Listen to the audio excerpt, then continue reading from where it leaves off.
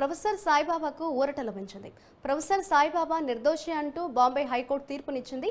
జీవిత ఖైదును రద్దు చేసింది న్యాయస్థానం. మావోయిస్టులతో లింకుల కేసులో సాయిబాబా అయితే అరెస్ట్ అయ్యారు. 2017లో సాయిబాబాను దోషిగా తేల్చింది సెషన్స్ కోర్టు.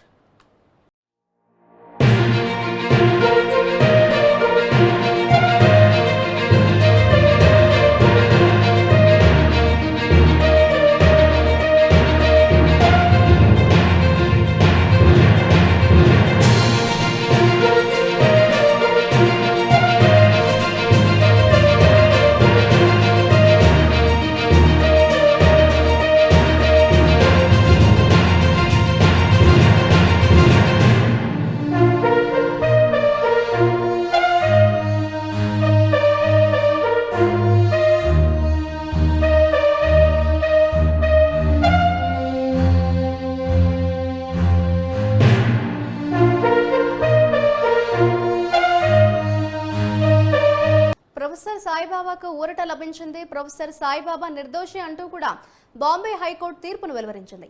జీవిత ఖైదును రద్దు చేసింది న్యాయస్థానం. మావోయిస్టులతో లింకుల కేసులో అరెస్ట్ అయ్యారు సాయిబాబా. అయితే 2017లో సాయిబాబాను దోషిగా తేల్చింది సెషన్స్ కోర్టు.